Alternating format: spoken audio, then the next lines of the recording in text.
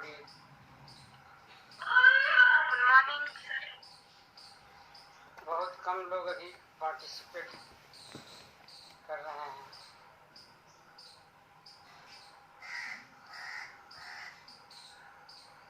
कल के क्लास में हमने चर्चा की यूज ऑफ देयर पर, और जैसा कि हमने पूर्व में ही कह दिया था कि नेक्स्ट क्लास में हैव हैज का उल्लेख करेंगे, उसके संबंध में विस्तार से बताएंगे। तो आइए हम लोग हैव हैज पर विचार विमर्श करते हैं। हैव और हैज को हम दो तरह से मतलब यूज करते हैं। एक तो यह मेन वर्ब के रूप में भी आता है और दूसरा हेल्पिंग वर्ब। ज़्यादा करके हेल्पिंग वर्ब के रूप में ही विभिन्न प्रकार के स्ट्रक्चर्स में, डिफरेंट टाइप्स ऑफ स्ट्रक्चर्स में हैव हैज लगते हैं। हम पहले बात करते हैं मेन वर्ब के रूप में। हिंदी के सेंटेंस में, अगर हिंदी के सेंटेंस में रखता है, रखते हैं, रखती हैं या पास में है का कुछ बोध होता है, तो ऐसे जगहों पर हम हैव हैज रखना का भी कई सेंस है। अब जैसे हम रखने का मतलब है कि अब कहें कि मेरे पास 4 पुस्तकें हैं, तो 4 पुस्तकों को मैं रखता हूँ। रखता हूँ का मतलब है कि वो मेरे पास है, वो पुस्तकें मेरी पुस्तकें हैं, उसे मैं जब चाहूँ तब पढ़ लूँ, वो मेरी प्रॉपर्टी है।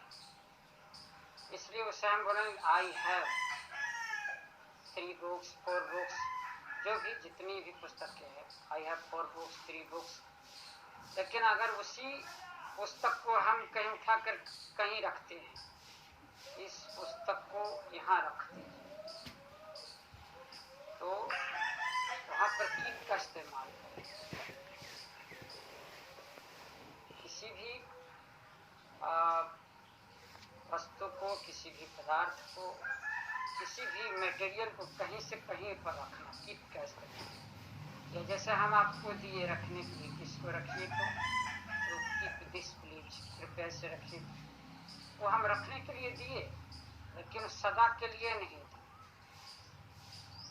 लेकिन जो चीज़ हमारे पास है, हमारी ही है वो चीज़, तब हम कहते हैं आई हैव, आई हैव। अब है कि हैव हैज का प्रयोग कहाँ पर है? सिंगुलर वर्ब के रूप में हैज का इस्तेमाल सदैव होता है,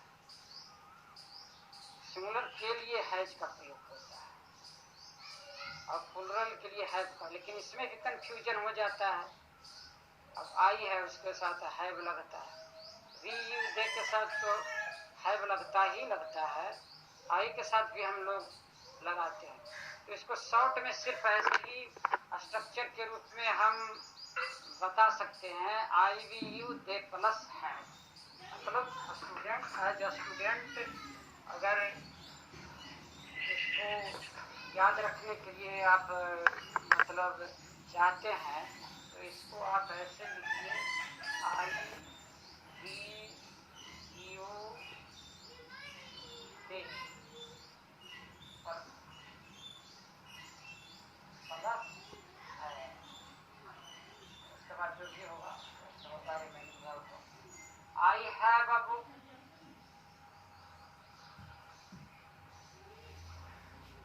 इसी तरह we have a book, you have a book, और उसके बाद दे हैव अ बुक। दे के साथ भी इसी तरह same rule, they have a book, same हो गया। रूल 1 इसको कह सकते हैं। दूसरा है ही सी और नेम प्लस है। नेम प्लस हैज हो जाएगा।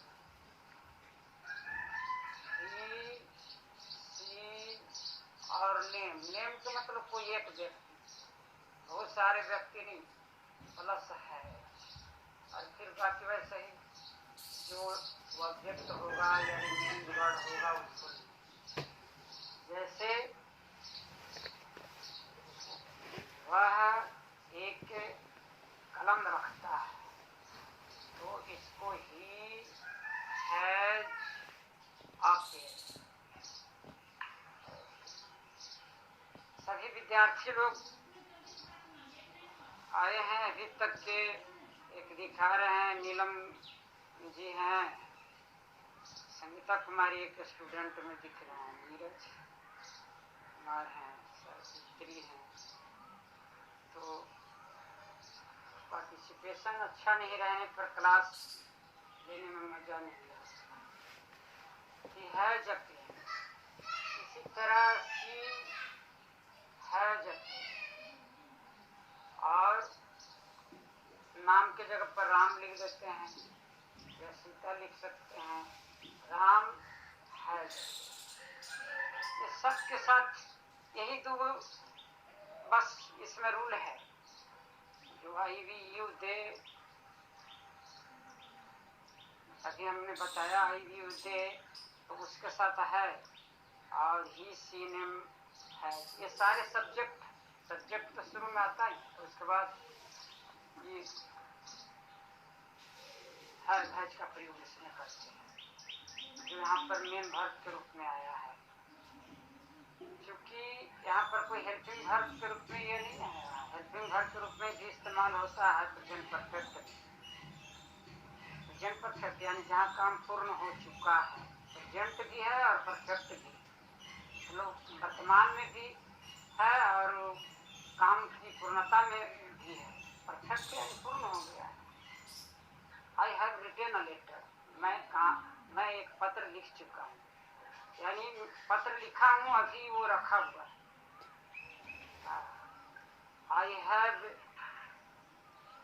ईटेन अ मैंगो, मैं आम खा चुका हूँ, यानी खा तो चुका हूँ, लेकिन खाने की क्रिया तो पूर्ण हो चुकी है, लेकिन वो अभी पेट में है। जैसे रोड में बारिश हुई है, हो चुकी है, बारिश हुई है लेकिन वो पानी अभी भी रोड में जमा है, यानी परफेक्ट में है लेकिन वो प्रेजेंट में ही है, कार्य पूर्ण है। तो ये हैज का ये जो यूज हम बताए, ये सिंपल यूज बताए, ये सिंपल यूज है। और इसके साथ हमने चर्चा की है हैड का भी। तो इसका ये दो रूल देख रहे हैं आप यहाँ पर, आई वी यू दे के लिए अलग है और ही सी नेम के लिए अलग है, लेकिन जब हैड का इस्तेमाल करेंगे तो इस सब के साथ हैड हो जाएगा। ऐसे एकदम क्लियरली आप यहाँ पर हैड लिख सकते हैं। I had, we had, you had, they had, she had, he had, Ram had, Sita had, anybody had, anyone had. लेकिन हैज में सोचना पड़ता है, कंफ्यूजन होता है कि कहाँ पर हैज लगाए, कहाँ पर है। अभी देखिए हम बात किए एनीबॉडी बात की, एनीवन बात की, everybody, everyone, nobody, known, somebody, someone. इसके साथ हमेशा सिंगुलर के साथ हैज का प्रयोग होता है। ये सदैव हैज ही होगा, इसमें हैव नहीं लगता है, और पास्ट टाइम में हैव, इसमें हैव नहीं लगता। Everybody has, everybody has two legs, हर कोई के पास दो पैर है। एवरीबॉडी हैज टू हैंड्स, हर कोई के पास दो हाथ है। तो एवरीबॉडी, समबडी, नोबडी, नोवन, इसके साथ सदैव क्या लगाएंगे प्रेजेंट टाइम में, बताइए कौन है?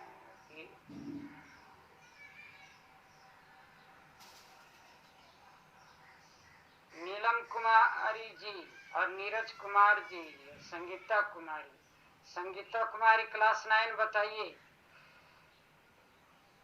Everybody, everyone, nobody, no one, somebody, someone, इसके साथ क्या लगता है?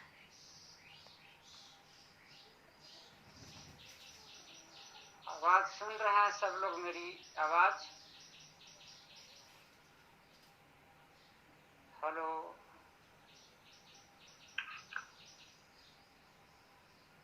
हम बता रहे हैं हैव हैज का विस्तार से चर्चा इस पर हम कर रहे हैं। तो इसी क्रम में हमने इसको दो रूप में बताने का मतलब निर्णय किया है। एक तो हेल्पिंग वर्ब के रूप में और दूसरा इसका जो परफेक्ट के रूप में जो इस्तेमाल होता है प्रेजेंट परफेक्ट में, हैव और हैज। पास्ट परफेक्ट में तो हैड लगता है। जब एक चीज और बता देते हैं, हैव हैज में और हैड में हमेशा V3 का प्रयोग होता है। इसके बाद जब स्ट्रक्चरल स्टाइल्स में हम जाते हैं, टेंसेज में जाते हैं, जो टेंसेज का मेरा मतलब है प्रेजेंट परफेक्ट और पास्ट परफेक्ट, तो उसमें सदैव V3 का प्रयोग होता है। अन्यत्र कहीं भी V3 नहीं लगता है। वो जो पैसिव वॉइस है ना, उसमें फिर V3 लगता है। तो यहाँ पर अभी हमने इतनी चर्चा की। हाँ, तो पहले तो हम इसी पर चर्चा कर रहे हैं कि मेरे पास कुछ है, मैं कुछ रखता हूँ। तो इसमें होता क्या है कि मैं 4 भाई हूँ, आप 3 बहनें हैं, हाँ, आपके 2 बच्चे हैं, आपके 2 भाई हैं। तो इन सारे वाक्यों का अनुवाद भी हम हैव हैज से ही करते हैं। तो जैसे मेरे पास एक किताब है या मैं एक किताब रखता हूँ, वैसे ही मैं 4 भाई हूँ। हिंदी के सेंटेंस अलग अलग लग रहे हैं, लेकिन उसका अंग्रेजी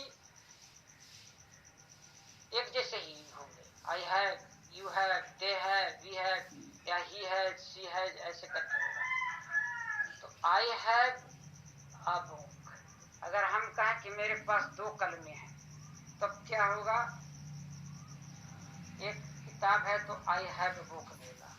अगर कहें मेरे पास 2 कलमें हैं, तो क्या होगा? संगीता बताओ, संगीता कुमारी क्लास 9, बताइए, आवाज सुन रहे हैं? आवाज जा रही है सबके पास?